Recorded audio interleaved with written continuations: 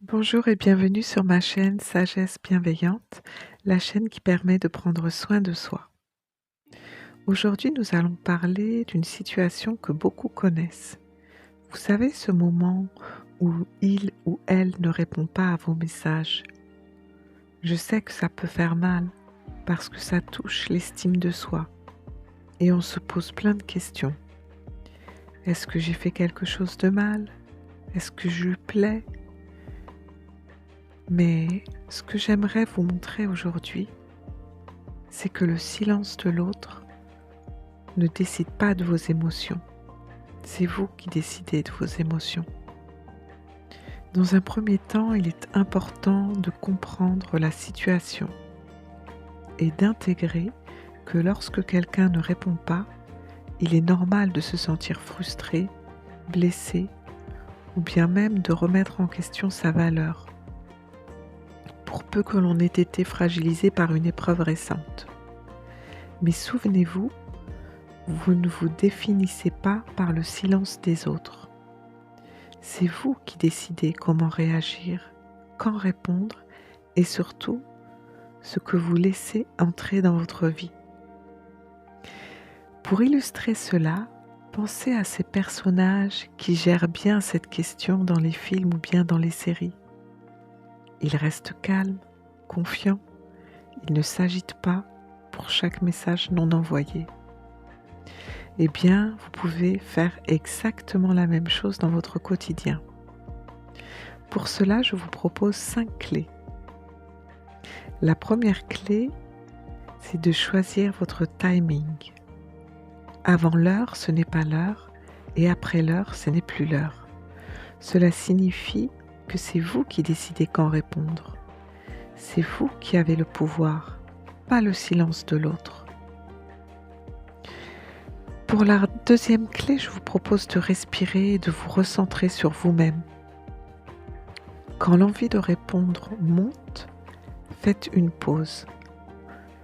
Inspirez profondément, ancrez vos pieds au sol.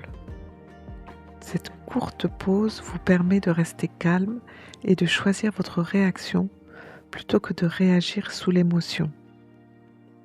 Reportez l'attention sur vous-même, c'est la clé.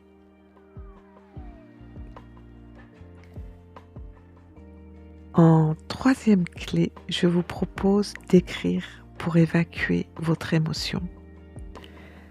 Si vous ressentez l'envie irrépressible d'envoyer un message ou de dire quelque chose de blessant, surtout n'envoyez rien. Écrivez tout sur une feuille, laissez sortir vos émotions, puis déchirez-la. Ainsi, vous libérez votre colère tout en gardant votre dignité. Pour la clé numéro 4, prenez soin de votre corps et de votre quotidien. Bougez, marchez, faites du sport, entretenez votre maison, décorez-la différemment. Prendre soin de soi renforce la confiance et crée une énergie positive qui vous aide à rester maître de vos émotions. Pour la dernière clé, pensez à remplir vos journées et à célébrer vos choix. Ne faites pas de cette personne une priorité. Voyez vos amis, bougez, sortez. Chaque moment où vous choisissez votre bonheur est une victoire. Vous reprenez enfin le contrôle de votre vie et ça, c'est très puissant. Finalement, à chaque fois que vous choisissez de rester maître de vous-même, vous transformez l'attente en opportunité de confiance et de bien-être. Le silence de l'autre ne définit pas votre valeur.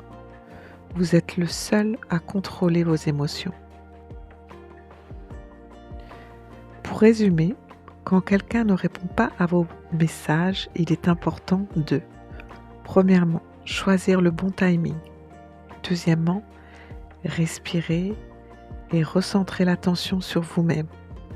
Troisièmement, écrire vos émotions pour les évacuer. Quatrièmement, prendre soin de votre corps et de votre maison au quotidien. Cinquièmement, remplir vos journées et célébrer vos choix. Voilà pour aujourd'hui. Je vous remercie d'avoir écouté ce podcast. Je vous propose de partager vos expériences ou vos questions dans les commentaires si vous le souhaitez. Et surtout, n'oubliez pas que reprendre le pouvoir sur sa vie, c'est choisir de ne pas subir. À bientôt!